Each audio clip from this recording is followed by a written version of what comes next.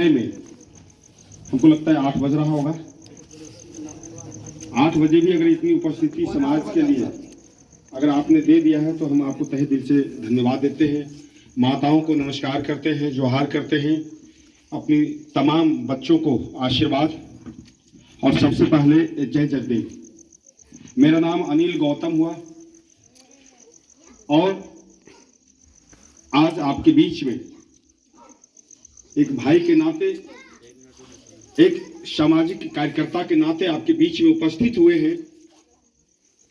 और रात में इसलिए उपस्थित होना पड़ रहा है कि हम लोग तमाम लोग किसान लोग हैं, मजदूर वर्ग के लोग हैं। दिन में हम लोग काम करते हैं, खेती बाड़ी करते हैं। अभी धान का फसल का काटने का समय है तो लोग इतना दिन में उपस्थित नहीं हो पाएगा। लोगों ने कहा कि सर रात में समय दीजिएगा तो हम लोग एकजुट हो जाएंगे। हमने कहा कि हम रात में भी तैयार हैं।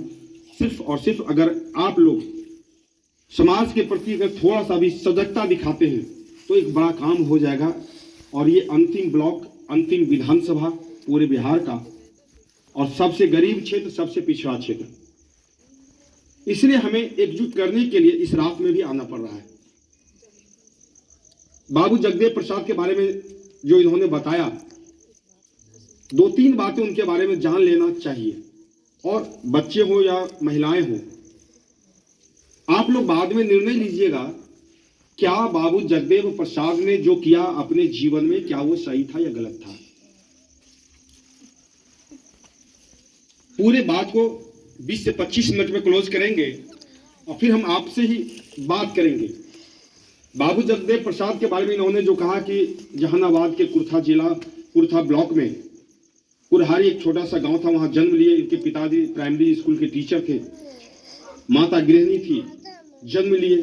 हर कोई बच्चा जन्म लेता है, लेकिन हर कोई बच्चा क्रांतिकारी नहीं होता, हर कोई ऑफिसर नहीं होता, हर कोई नेता नहीं होता। अलग अलग क्षेत्र में जिसको जिधर रुचि होती है वो उधर जाता है।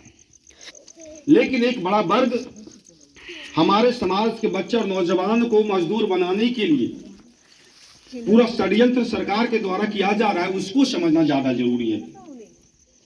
हम कहते हैं कि हमको काम धंधा नहीं मिल रहा है, हमें अच्छी शिक्षा नहीं मिली, हमें रोजगार का साधन नहीं मिला, उसमें आपका दोष नहीं है। ये जो पूरा सिस्टम है जिसके तहत आप और हम तमाम लोग जुड़ते हैं और एक दूसरे को धकेलने की कोशिश करते हैं, आगे निकलने की कोशिश करते हैं और अपने भाई बंधुओं को पीछे धकेल के आगे बढ़ाते हैं, कहीं न कहीं हम लोग भी उसमें आके दोषी हो जाते हैं। हम तमाम आडंबर की बात करते हैं, कुरीतियों की बात करते हैं। और आज भी आजादी के 77 वर्ष बाद भी ऐसे ऐसे कुरीतियां हमारे समाज में देखने को मिलता है, जिसका बहुत पहले विरोध बाबू जगदेव प्रसाद कुशवाहा जी ने किया था। 14 वर्ष के उम्र में इन्होंने पहला विरोध किया था पचकठिया प्रथा का। पचकठिया प्रथा क्या था कि जमींदार लोग कौन होते थे आपको पता है। कोई कुशवाहा नहीं होता था, कोई दलित समाज, कोई मुसलमान समाज नहीं होता था, कोई मुसहर समाज और अति पिछड़ी जाति 100 और तेली नहीं होता था। वो एक खास वर्ग था जो जमींदार हुआ करता था और वो हाथी और घोड़ा रखता था। अपने हाथी को चारा खिलाने के लिए आपके खेत का इस्तेमाल करता था और कहता था कि हर एक व्यक्ति जो खेती कर रहा है उसका 5 कट्ठा फसल हमारा हाथी चरेगा, जबरदस्ती। ये 5 कट्ठिया प्रथा था। आज मैं ये पूछना चाहता हूं कि आज आप फसल लगा रहे हैं, धान की खेती कर रहे हैं, क्या मेहनत लगता है। अगर सही मायने में अगर हिसाब किताब रखते हैं, जोड़ घटाव अगर गुना जानते हैं, तो आपका फसल का कीमत नहीं निकल रहा है खेतों से। लेकिन मजबूरी है, खेत है, हम लगाते हैं। जो लाभ होना चाहिए था वो नहीं हो पा रहा है। हमारे बाप दादाओं ने खेती किया और आज हर एक किसान 2 कट्ठा 4 कट्ठा जमीन बेच रहा है और यही सत्य है। क्या ऐसा मजबूरी हो गया कि हमें जमीन बेचना पड़ रहा है। कहीं कोई एक ऐसा षड्यंत्र है जिसका हम लोग गुलाम हो गए और हम लोग उस बात को नहीं समझ पा रहे। आज आप खेती करते हैं और मैं कहूं कि आपके खेतों से 5 कट्ठा हम धान काट लेंगे जबरदस्ती। आज के समय में आप लोग क्या करेंगे? काटने देंगे? क्या करेंगे? वो बच्चा बोल दिया, जान से मार देंगे। सही बोला। एक बच्चा बोल रहा है आप लोग, हम आपसे बात करने आए, समझाने और समझने नहीं आए। बात कीजिए एक भाई के नाते कि आज आपके खेतों में अगर कोई जाता है जबरदस्ती, उपज आप करें और कोई काट ले 5 कट्ठा, तो कितना दर्द होगा। और आज नहीं 50 साल पहले की स्थिति क्या रही होगी। उस समय लोग हिम्मत नहीं करता था जमींदारों के सामने खड़ा होने का, बात तो दूर हो गया।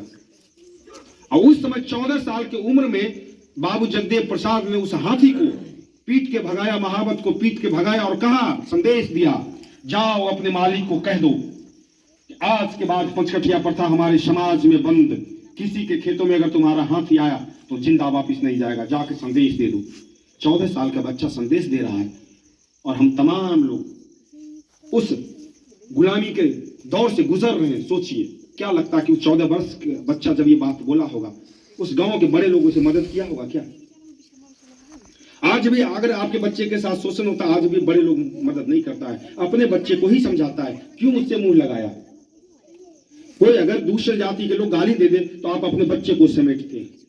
आज भी ये नहीं कहते कि चलो हम देखते हैं, हम लोग समझाते हैं, कल उससे मुंह मत लगाना, वो बदमाश आदमी है, लूचा लफंगा है, खराब आदमी है, लेकिन उसका जवाब नहीं देते। उस समय वो 14 साल का बच्चा देता है जवाब। 17 साल की उम्र में एक और कुरीतियां थी, और जो बूढ़े बुजुर्ग लोग हैं कभी कहानियों में सुने होंगे, एक डोली प्रथा। नव विवाहिता लड़की का जब शादी होता था पहले, तो बेटी को विदा करते थे डोली में। आज क्या चीज में विदा करते हैं? स्कॉर्पियो में। लेकिन उस समय डोली प्रथा था, और बाराती, चूंकि गरीबी थी, बाराती लोग पैदल उसके पीछे पीछे चलता था और अपने ससुराल ले जाता था। लेकिन उस समय जमींदारों के द्वारा, सामंतवादियों के द्वारा, ब्राह्मणों के द्वारा एक गलत सोच के तहत एक प्रथा चालू किया कि किसी भी लड़की का अगर शादी हो जाए तो दूल्हे के साथ में उसका डोली उसका घर नहीं जाएगा, पहले वो डोली मेरे घर में आएगा और दूसरे दिन जाएगा उसके घर में। ये शोषण था। आज अगर हमारी बेटी का बाराती को कोई रोक ले रास्ते में और ये कहे कि पहली रात हमारे घर पे चलो, क्या हम जाने देंगे? लेकिन उस समय मजबूर थे हम लोग कमजोर थे, धन से भी, संगठन से भी, सामाजिक रूप से भी। ना कोई ऑफिसर था, ना कोई नेता था। उस समय 17 वर्ष की उम्र का एक लड़का इस बात को समझ गया और उसका विरोध कर दिया कि आज के बाद कोई भी बेटियों को जमींदार नहीं ले जा सकता है। उस क्रांतिकारी महानायक का नाम है बाबू जगदेव प्रसाद कुशवाहा, जो आपके समाज से। और इसी कारण आज आपके यहाँ रात में भी हमको आना पड़ रहा है, इसी बात को बताने के लिए कि आप उस महानायक को जानिए जो आपके लिए कुर्बानी दिया, आपके लिए बलिदान दिया। आगे बढ़ते हैं। हर माँ बाप का एक इच्छा होता है कि मेरा बेटा पढ़े लिखे और नौकरी करे। इनके भी पिताजी शिक्षक थे, कहा कि भैया नौकरी कर ले, बहुत हो गया क्रांतिकारी का काम। इसने कहा नौकरी तो कर लेंगे, लेकिन वह नौकरी नहीं करेंगे। और चुना क्या नौकरी? पत्रकारिता का, अखबार में लिखने का। क्यों? सोचा कि दिन भर हम समाज के लिए काम करेंगे और अगर आज उस काम को लिख भी देंगे तो हमारा समाज जहां जहां है वहां पढ़ लेगा, तो वहां भी जागरूक होगा, यहां भी जागरूक।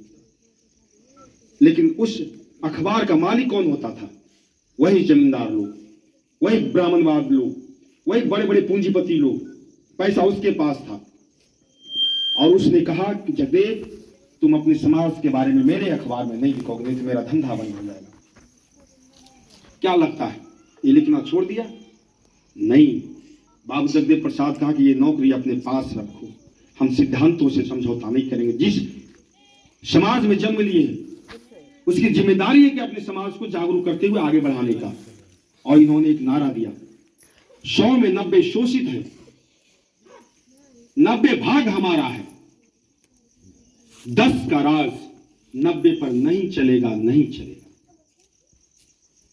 वो 10 कौन है? वही सामंतवादी लोग। 90 कौन है?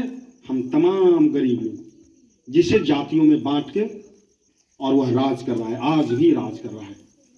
हमें बांट दिया, ए कुशवाहा तुमसे बड़ा है कुर्मी, ए कुर्मी तुमसे बड़ा है यादव, ए यादव तुमसे बड़ा है ये, ऐसे कर करके नफरत पैदा कराया। और जिस समाज में हम लोगों ने जन्म लिया है, पहले इसी समाज का सभी शासक वर्ग हुआ करते थे पूरे धरती पर। पूरे हिंदुस्तान की आप बात कर लीजिए, टोटल जितने भी शासक हुआ करते थे, हम लोग शासक वर्ग से हैं। हम लोग राजा थे, हमारे पूर्वज राजा थे, लेकिन आज हम लोग मजदूर बन के बैठे हुए। इसी बात की चिंता है, इसलिए हमें रात में आना पड़ा। बाद में बात कर लीजिएगा कि जिस समाज का लोग शासक हुआ करता था, राजा हुआ करता था, भारत में सभी धन धरती उसका था, आज वही मजदूर बन गया है, किसान बन गया है, ठेला चलाता है, रिक्शा चलाता है, और जिसका कुछ नहीं था वो आज राजा बन गया है। और 90% धन उसके पास, संख्या हमारे पास, और हमारे पास धन कितना है पूरे भारत का? मात्र 6%। 94% उस 10% के पास है। और हम लोग क्या कर रहे हैं? कुरीतियों से जकड़ के संघर्ष करने के बदले हम लोग मन्नत मांगने में लगे हुए हैं कि मुफ्त में आजादी मिल जाए। हम लोग चाहते हैं कि भगत सिंह जन्म ले, चंद्रशेखर जन्म ले, देश को आजाद कराना है, लेकिन वो चंद्रशेखर, वो भगत सिंह हमारे घर में नहीं ले, पड़ोस